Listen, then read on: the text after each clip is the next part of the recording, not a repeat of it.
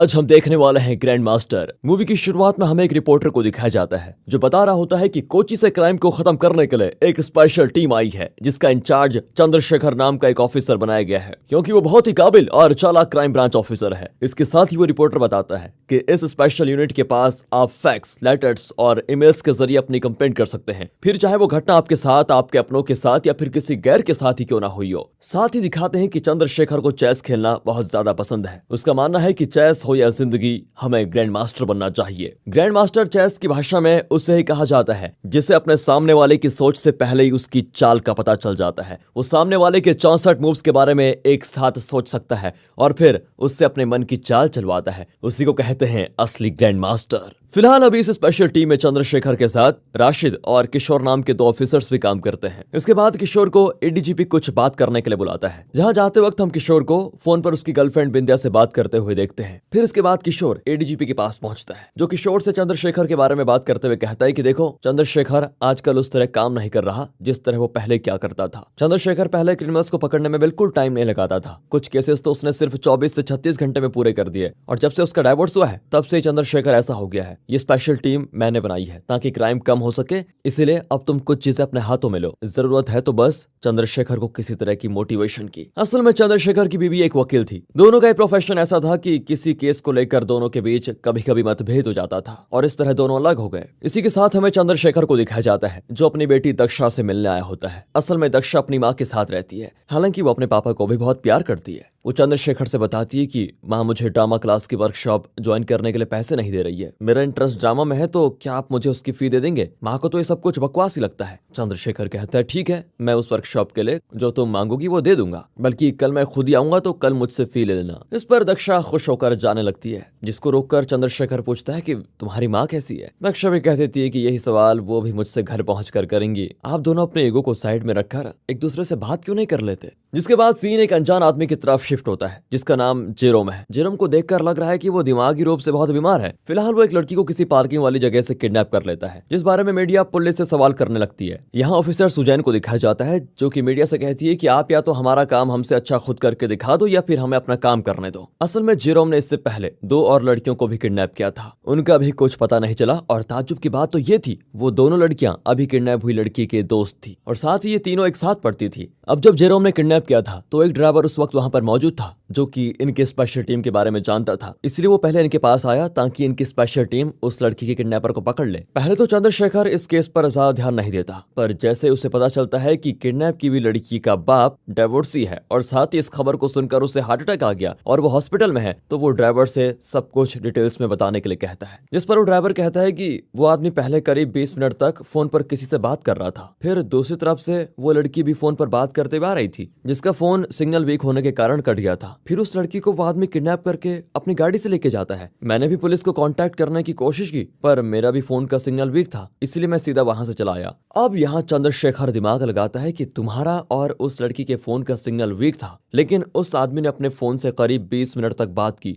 यानी कि उसके मोबाइल ऑपरेटर का टावर वहीं कहीं नजदीक था। अब उस एरिया के नजदीक टावर का पता लगाकर उस नेटवर्क की कंपनी से ये लोग उस आदमी के सारे कॉल रिकॉर्ड्स और बाकी जानकारी निकलवा लेते हैं। फिर पता चलता है कि इस आदमी का नाम जेरोम है। साथ ही उस वक्त ये अपनी माँ से बात कर रहा था। इस वक्त तो उसका फोन ऑफ है, लेकिन उसकी आखिरी लोकेशन एक हाईवे के पास बता रही होती है। यहाँ ये लोग ये भी पता कर लेते हैं कि जेरोम के पिता का उस हाईवे के करीब एक घर भी है, जहाँ हो सकता है उसने तीनों लड़कियों को किडनैप करके रखा हो। बस इतना पता चलते ही चंद्रशेखर वहां पहुंच जाता है और जेरोम को पीटने के बाद वो तीनों लड़कियों को आजाद करवा देता है। असल में जेरोम सच में मानसिक रूप से बीमार था, जिसका इलाज जैकोब नाम के एक साइकेट्रिस्ट कर रहे थे। जैकोब अपनी दोस्त दीप्ति के साथ एक न्यूज चैनल को ये सब कुछ बता रहा होता है। दीप्ति असल में चंद्रशेखर की पत्नी थी। जैकोब बताता है कि जेरोम एक मानसिक रोगी है, ना कि कोई क्रिमिनल। उसे उसकी माँ ने पिता के बगैर बड़ा किया था, जिससे उसके दिमाग पर बुरा असर पड़ा। फिर काफी दिन पहले इन 3 लड़कियों ने जेरोम का मजाक बनाया था, इसलिए जेरोम ने यह कदम उठाया। वो आगे ये भी कहता है कि जेरोम का केस दीप्ति ही देख रही है और उसे बेल भी मिल जाएगी। अब इस बारे में लाइव टीवी पर एंकर फोन पर चंद्रशेखर से पूछती है, तो वो कहता है कि हम पुलिस वाले हैं, हमारा काम है क्राइम को रोकना, मैंने अपना काम कर दिया। अब वो क्रिमिनल या मानसिक रोगी है या क्या, ये कोर्ट फैसला करेगा।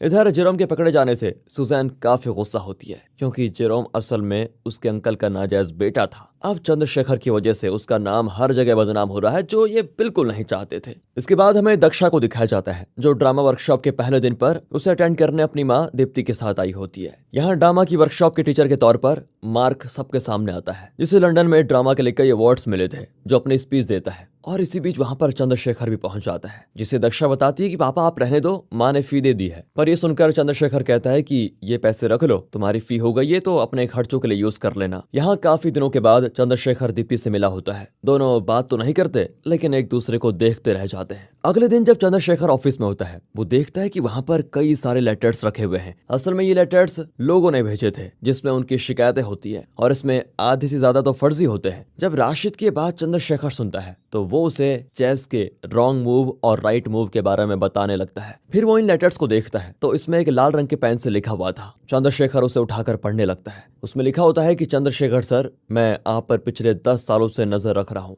पहले आप जिस तरह केसेस हैंडल करते जाते थे, उस समय तो मैं आपका फैन हो गया, लेकिन फिर डाइवोर्स के बाद आप में वो बात नहीं रही। अब जब आपने जेरोम को पकड़ा, तो मुझे उसी पुराने चंद्रशेखर की याद आ गई। आप भी वही चेस खेलकर बोर हो गए होंगे। चलिए मैं आपके साथ एक गेम खेलता हूँ, जिसमें आपको मजा पक्का आएगा, इसकी गारंटी देता हूँ। मैं आपको अब कुछ दिनों तक एक डेट और लोकेशन दूंगा। पहली डेट थी 10 फरवरी और लोकेशन थी अनंतपुरा, जो कि यहाँ से सिर्फ 7 किलोमीटर की दूरी पर है। मैं वहाँ 10 को किसी की जान लेने वाला हूँ, तो आप क्लूज का पीछा करते हुए मुझे पकड़िए। यही चैलेंज है आपके लिए। अब ये जो भी था, इसने साइन की जगह जेड लिखा था। इस खत को चंद्रशेखर बिल्कुल मजाक में नहीं लेता, और वो अनंतपुरा में सर्विलेंस लगवाने को कह देता है, ताकि कुछ भी हो तो तुरंत पता चल जाए। साथ ही दूसरी तरफ हम एक बंदे को एक बीच पर मौजूद कैफे में जाते हुए देखते हैं, जो कैफे में मौजूद एलिस नाम की महिला से एक ब्लैक कॉफी पीने के लिए मांगता है। फिर वो बताता है कि मैं सेल्समैन हूँ, और फिर वो उसे अपने प्रोडक्ट्स दिखाने के लिए जाता है। लेकिन एलिसा उसको रोक कर कहती है, मुझे कुछ नहीं चाहिए, आप कॉफी पीकर यहाँ से चले जाओ। फिर क्या था, अगले ही पल हम एलिस को मरा हुआ देखते हैं। इसकी इन्वेस्टिगेशन करने के लिए वहां पर चंद्रशेखर अपनी टीम के साथ आता है। वो देखता है कि एलिस के माथे पर क्रॉस का निशान बना हुआ है, और साथ ही उसकी लाश के पास एक नर्सरी बुक भी रखी हुई थी, जिसमें A4 एप्पल को काटकर A4 एलिस लिखा गया था। चंद्रशेखर देखता है कि आखिरी बिलिंग 5:35 पर हुई है, जिसके काफी देर तक कैफे खुला रहा,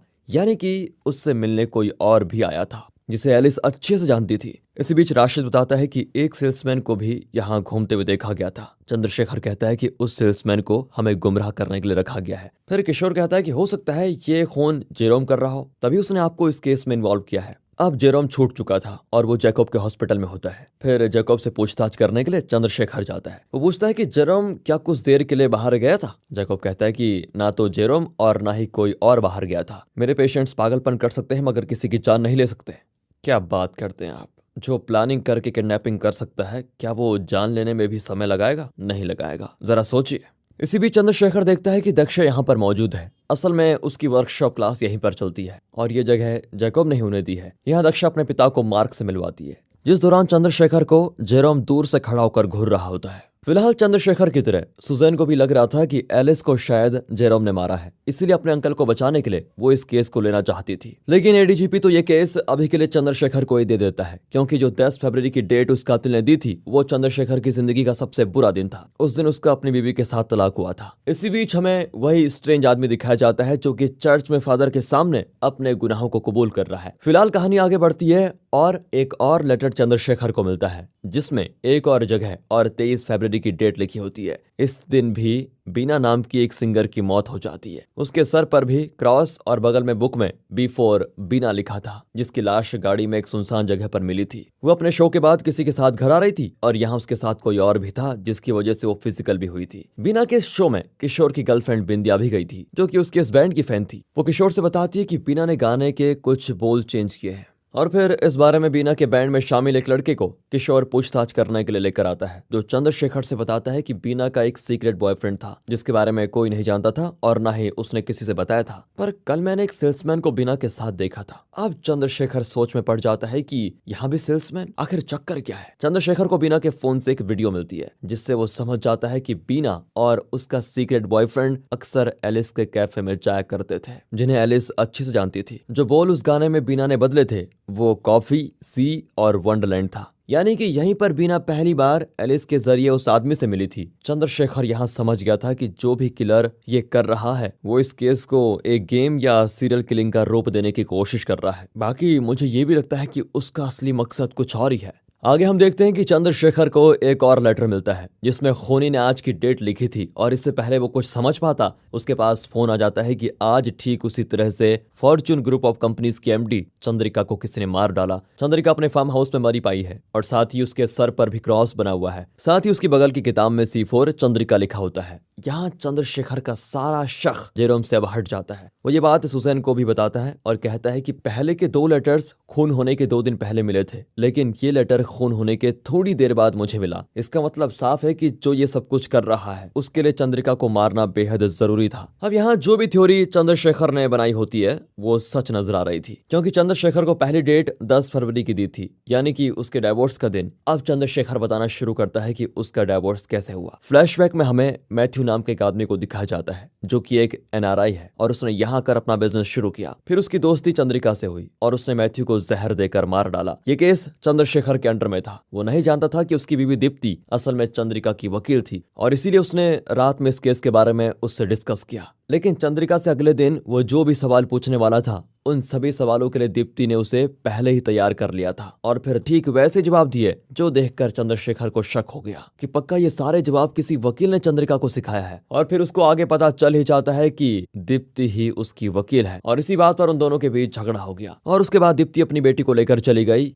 इस पॉइंट पर पुलिस वालों को उस सेल्समैन यानी कि उसी स्ट्रेंज आदमी की तस्वीर मिल जाती है जिसने चंद्रिका के फार्म हाउस में भी घुसने की पूरी कोशिश की थी और CCTV में उसकी फोटो आ गई। चंद्रशेखर तुरंत इस आदमी को ढूंढने के लिए कह देता है जिसका नाम असल में विक्टर था। बाकी अपने सवालों के जवाब पाने के लिए चंद्रशेखर मैथ्यू की फाइल पढ़ने जाता है। असल में अब बारी थी D अल्फाबेट की, जो कि दक्षा या दीप्ति हो सकती है। इसलिए चंद्रशेखर ने अपनी बेटी की ताबीज और अपनी बीवी की ताबीज में एक ट्रांसमीटर लगा दिया था ताकि वो जहां भी जाएं चंद्रशेखर को पता चलता रहे कि इस फाइल के जरिए चंद्रशेखर को कोई क्लू नहीं मिलता। तो वो अगले ही दिन सीधा अपनी बीवी से जाकर पूछ लेता है कि मुझे तुमसे कुछ जानना है। मुझे तो इतना पता है कि चंद्रिका, एलिस और बीना तीनों कनेक्टेड हैं। तुम्हें कुछ पता है तो मुझे बता दो। अब यहाँ दीप्ति बताना शुरू करती है कि मैथ्यू असल में सिंगल था, उसने शादी तक नहीं की थी, इसलिए चंद्रिका ने उसे फंसाया और करीब उससे 2 करोड़ रुपए लिए ताकि वो अपनी कंपनी को बचा पाए। बाकी कंपनी तो एक बहाना था। चंद्रिका, एलिस और बीना एक गैंग में थी जिनका मेन काम था बीना का इस्तेमाल करके अमीरों का असली वीडियो बनाना और फिर उन्हें ब्लैकमेल करना। साथ ही चंद्रिका नशे की चीजें भी गैर कानूनी ढंग से करती थी, बेचती थी। बीना असल में एक माइनर थी जिसकी उम्र थी 16 साल। इसलिए चंद्रिका और एलिस ने बीना को मैथ्यू से मिलवाया और दोनों का वीडियो बना लिया ताकि वो मैथ्यू को ब्लैकमेल करके काफी सारे पैसे निकाल पाए। और अब क्योंकि मैथ्यू चंद्रिका को और पैसे नहीं दे रहा था, चंद्रिका मैथ्यू को धमकाती है, पर मैथ्यू पहले से तैयार था। उसने जो भी पैसे चंद्रिका को दिए थे उसको वीडियो में रिकॉर्ड कर लिया था ताकि वो कभी उसे ब्लैकमेल न कर पाए। वो उल्टा चंद्रिका को धमकाकर अपने पैसे वापस ले लेता है, जिस कारण चंद्रिका उससे कुछ महीनों के बाद फिर दोस्ती कर लेती है और इस बार उसे जहर देकर मार डालती है। जबकि देखने से तो उस समय ऐसा लगा कि उसने अपनी जान खुद ले ली। चंद्रिका ने जानबूझकर उसी पुलिस वाले की पत्नी को अपना लॉयर बनाया जो उसके केस को इन्वेस्टिगेशन कर रहा था। उस समय दीप्ति को भी लगा कि चंद्रिका निर्दोष है और साथ ही वो ढेर सारे पैसे देखकर थोड़ा बहक गई थी, इसलिए उसने अपना रिश्ता तोड़ना ही सही समझा। और जब ये सब कुछ निपट गया तब सच्चाई उसके सामने आई कि चंद्रिका 2 और केस में फंसी हुई है। अब यहाँ दीप्ति अपनी गलती के लिए चंद्रशेखर से माफी मांगती है, जो कहता है कि पुरानी बातों को भूल जाओ और मुझे उस खूनी को पकड़ना जरूरी है। तुमने जो बताया उसके हिसाब से ये असल में मैथ्यू का ही कोई करीबी है जो बदला ले रहा है, क्योंकि तुम्हारी वजह से चंद्रिका बची थी तो अब वो तुम्हारे पीछे आएगा। इस पर दीप्ति अपनी ताबीज दिखाते हुए कहती है कि उसके लिए यह है ना, मुझे मेरा पति कुछ नहीं होने देगा। और इसके साथ कहानी दक्षा के स्टेज ड्रामा पर जाती है। इस बार खूनी ने चंद्रशेखर को मेल करके यहाँ की लोकेशन दी थी। यहाँ हम विक्टर को भी देखते हैं जिसे जल्द ही चंद्रशेखर पकड़ लेता है, लेकिन वो भागकर छत पर चढ़ जाता है और यहाँ वो कहता है कि मैं जो भी कर रहा हूँ वही इंसाफ है, मुझे पुलिस और कानून पर भरोसा नहीं है। इतना कहकर वो नीचे कूद जाता है। यहाँ विक्टर की मौत हो जाती है और फिर पता चलता है कि जैकब विक्टर को पहचानता था। असल में विक्टर बेंगलोर में मेंटल हॉस्पिटल से 6 फरवरी को भाग गया था, यानी कि वो भी मानसिक रूप से बीमार था। चंद्रशेखर बताता है कि खूनी ने हम लोगों का शक विक्टर पर ले जाने की कई कोशिश की, लेकिन विक्टर सिर्फ उसी जगह पर मौजूद रहता था जबकि खून कोई और ही करता था। कोई उसकी दिमागी बीमारी का फायदा उठाकर उसे कंट्रोल कर रहा था और ये काम एक डॉक्टर से अच्छा कौन कर सकता है। यहाँ चंद्रशेखर जैकब को अपने साथ लेकर चला जाता है। इसी बीच दीप्ति को अपनी बेटी दक्षा का ध्यान आता है और वो उसे ढूंढने के लिए अंदर जाती है। तभी दीप्ति पर कोई हमला कर देता है, जिसे ऐन वक्त पर पहुंचकर चंद्रशेखर कैसे भी करके बचा लेता है। इसके साथ रिवील होता है कि असली खूनी कोई और नहीं बल्कि दक्षा का टीचर मार्क था, जो कि असल में मैथ्यू का छोटा भाई है। और जिस वक्त चंद्रिका ने मैथ्यू की जान ली थी उस वक्त वो लंदन में था, जिसे वापस आकर पता चला कि उसके बड़े भाई की मौत के पीछे किसका हाथ है। अब उस वक्त मार्क सिर्फ 16 साल का था, इसलिए उसने 10 साल तैयारी की। तैयारी करने के बाद उसने विक्टर को मेंटल हॉस्पिटल से भगाया और फिर उसके दिमाग में ऐसी चीजें डाली ताकि उसको लगने लगे कि वो खून कर रहा है और ये कोई अच्छा काम होता है। मार्क ने पहले बीना को अपने प्यार में फंसाया और उसके जरिए एरिस और चंद्रिका से मिला। उसी ने बीना को अपने बारे में किसी से भी बताने से मना किया था। सब कुछ हो जाने के बाद उसने पहले विक्टर को हॉस्पिटल से निकाला, फिर अपना पहला शिकार एलिस को बनाया, बाद में बीना को और आखिर में चंद्रिका भी खत्म। अब बस जिसने तीनों को अनजाने में ही सही बचाया था उसकी बारी थी, यानी कि दीप्ति की। ये कहकर वो दीप्ति की तरफ देखता है, जिस दौरान चंद्रशेखर उसे गोली मार देता है। यहाँ मार्क को ड्रामा से प्यार था, इसीलिए वो इन चीजों में थ्रिल लाने के लिए चंद्रशेखर को सबूत देता था। फिलहाल यहाँ उसकी कहानी खत्म हो जाती है और हम कुछ महीनों के बाद चंद्रशेखर को उसकी बीवी और बच्ची के साथ देखते हैं, जो अब खुशी खुशी जी रहे हैं। बाकी दोस्तों, आपको ये मूवी अच्छी लगी हो तो लाइक करें, चैनल को सब्सक्राइब। मिलते हैं अगली वीडियो में, तब तक के लिए गुड बाय, ख्याल रखें अपना and finally thanks for watching.